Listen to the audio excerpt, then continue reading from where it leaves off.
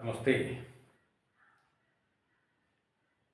സ്നേഹമില്ലായ്മയാണ് ഇന്ന് മനുഷ്യൻ നേരിടുന്ന ഏറ്റവും കടുത്ത ദാരിദ്ര്യം.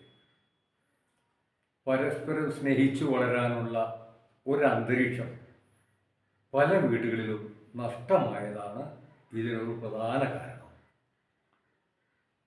അച്ഛനമ്മമാരുടെ സ്നേഹം നിറഞ്ഞ ജീവിതം കണ്ടാണ് കുഞ്ഞുങ്ങൾ സ്നേഹത്തിൻ്റെ ബാലപാഠങ്ങൾ ഉൾക്കൊള്ളേണ്ടത്.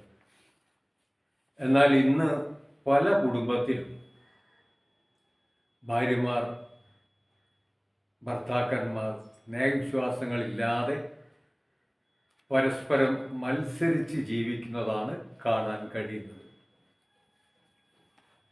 ഒരാൾക്ക് ഔദ്യോഗികമായ ആവശ്യങ്ങൾക്കായി ഒരു ദൂരയാത്ര പോകണമെന്നുണ്ട്.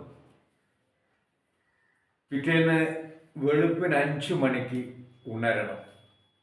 എങ്കിലേ 9 മണിക്കുള്ള ഫ്ലൈറ്റിൽ പോകാൻ കഴിയും. അന്ന് അദ്ദേഹം ഓഫീസിൽ നിന്ന് വീട്ടിലെത്തിയപ്പോൾ നല്ല ക്ഷീണമുണ്ടായിരുന്നു. അതുകൊണ്ട് ഉടൻ തന്നെ ഉറങ്ങാൻ തന്നെ അയാൾ തീരുമാനിച്ചു. രാവിലെ വിളിച്ചുയർത്തണമെന്ന് ഭാര്യയോട് പറയണമെന്നുണ്ട്. പക്ഷേ വഴക്ക് കാരണം തമ്മിൽ സംസാരിച്ചിട്ട് കുറേ ദിവസങ്ങളായി.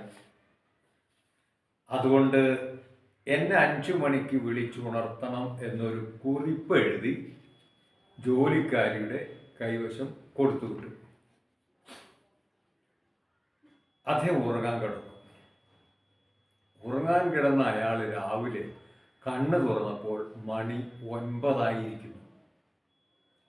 യാത്ര മുടങ്ങിയതിൽ വല്ലാത്ത ദേഷ്യവും നിരാശയും കാരണം അയാൾ ഭാര്യയോട് ശബ്ദം ഉയർത്തി ചോദിച്ചു, നീ എന്താ എന്നെ വിളിച്ചുണർത്താതിരുന്നത്?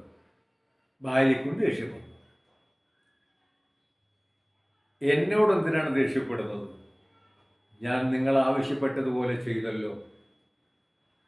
ആ കട്ടിലിൻ്റെ തലപ്പത്ത് പോയി നോക്കൂ. ഭർത്താവ് ചെന്ന് നോക്കിയപ്പോൾ അവിടെ ഒരു കുറിപ്പിരിക്കുന്നത് കണ്ടു.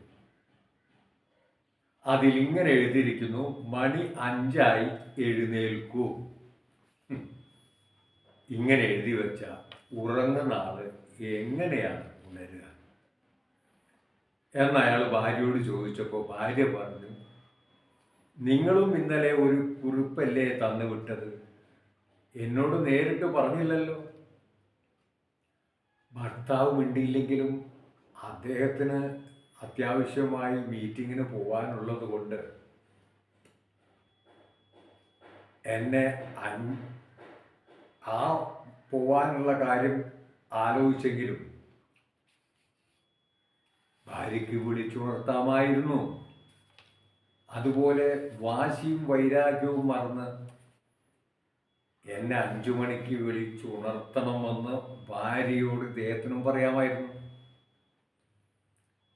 എന്നാൽ ഇരു കൂട്ടരും ഒരു വിട്ടുവീഴ്ചയ്ക്കും തയ്യാറല്ല. ഒരു തെറ്റിനെ നമ്മൾ മറ്റൊരു ശരി കൊണ്ട് തിരുത്താനാണ് ശ്രമിക്കേണ്ടത്. അല്ലാതെ തെറ്റിനെ തെറ്റുകൊണ്ട് നേരിടാൻ പുറപ്പെട്ടാൽ കുടുംബജീവിതം തെറ്റുകളുടെ വലിയ ഒരു കൂമ്പാരമായി മാറും. അശ്രദ്ധ കൊണ്ടും അഹങ്കാരം കൊണ്ടും ഉച്ചരിക്കുന്ന ഒറ്റ വാക്കുമൂലം എത്ര ബന്ധങ്ങളാണ് ഇന്ന് അകലുന്നത്. തെറ്റുകളും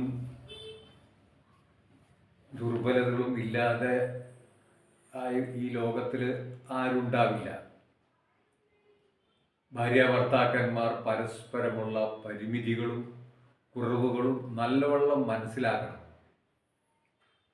അതറിഞ്ഞ് അന്യോന്യം ക്ഷമിച്ചും സഹിച്ചും വിട്ടുവീഴ്ചയ്ക്ക് തയ്യാറാകുകയും വേണം. എങ്കിൽ മാത്രമേ കുടുംബജീവിതം വിജയിക്കുകയുള്ളൂ.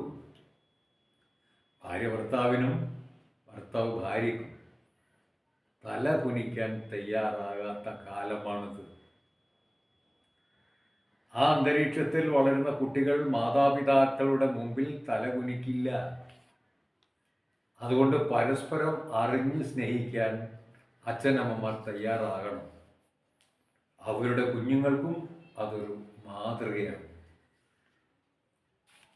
പല കുട്ടികളും ഇന്ന് വിവാഹം കഴിക്കാൻ താല്പര്യപ്പെടുന്നില്ല. കാരണം വീട്ടിലെന്നും വഴക്കാണ്. ഒരു നിമിഷം പോലും വീട്ടിലിരിക്കാൻ പറ്റാത്ത അവസ്ഥ. ജീവിതം തന്നെ മടുത്ത് ആത്മഹത്യ ചെയ്യാൻ തോന്നുന്ന അവസ്ഥ. ആരാണ് ഇതിൻ്റെ കാരണക്കാർ? രക്ഷിതാക്കൾ അവരുടെ കാര്യം മാത്രമേ നോക്കുന്നുള്ളൂ. വീട്ടിൽ വളർന്നു വരുന്ന മക്കളുണ്ട് എന്ന ചിന്ത അവർക്കില്ല. എന്നാൽ ചില മക്കൾ പറയും, എനിക്ക് എൻ്റെ അച്ഛനെ പോലെയുള്ള ആളെ ഭർത്താവായി കിട്ടണമെന്ന്. ആ സ്നേഹത്തിൻ്റെ ആഴം അത്രയ്ക്ക് ഞാൻ മനസ്സിലാക്കിയിട്ടുണ്ട് എന്ന് അവർ പറയും. ആൺകുട്ടികൾ പറയും, എനിക്ക് എൻ്റെ അമ്മയെ പോലെ സ്നേഹമുള്ള ഒരു കുട്ടിയെ ഭാര്യയായി കിട്ടണമേ. വളരെ ഐക്യത്തോടുകൂടി കഴിയുന്ന കുടുംബത്തിലെ കുട്ടികളാണ് അവർ. ആ കുട്ടികളുടെ മനസ്സിലതേ ഉണ്ടാവും. സ്വന്തം അച്ഛനും അമ്മയും എങ്ങനെയാണോ അതുപോലെയാകാൻ അവർക്കും ഉള്ളിൻ്റെ ഉള്ളിൽ ആഗ്രഹം വരും. വാസ്തവത്തിൽ ഭാര്യ ഭർത്താക്കന്മാർ രണ്ട് യാചകരെ പോലെയാണെന്നാണ് പറയേണ്ടത്. അങ്ങനെ പറയുന്നതിൽ തെറ്റില്ല. സ്നേഹം ആഗ്രഹിച്ചാണ് അവർ വിവാഹം കഴിച്ചത്. പരസ്പരം ശ്രമിക്കാനും വിട്ടുവീഴ്ചയ്ക്കും ഇരുകൂട്ടരും തയ്യാറായാൽ മാത്രമേ അവർ കൊതിക്കുന്ന സ്നേഹം സ്വീകരിക്കാനും കൊടുക്കാനും കഴിയുകയുള്ളൂ. അപ്പോൾ മാത്രമേ അവർ സ്നേഹ സാമ്രാജ്യത്തിലെ രാജാവും രാജ്ഞിയും ആവുകയുള്ളൂ. സ്നേഹത്തിൽ അഹങ്കാരം അലിഞ്ഞില്ലാതെയാവണം. അത് അലിഞ്ഞില്ലാതെയാവണം. ഭാര്യ ഭർത്താക്കന്മാർ ഹൃദയം കൊണ്ട് ഒന്നായിത്തീരണം. അതിലാണ് കുടുംബജീവിതത്തിൻ്റെ സാഫല്യം. അങ്ങനെയല്ലേ വേണ്ടത് എന്ന് വെറുതെ ഒന്ന് ആലോചിക്കുക.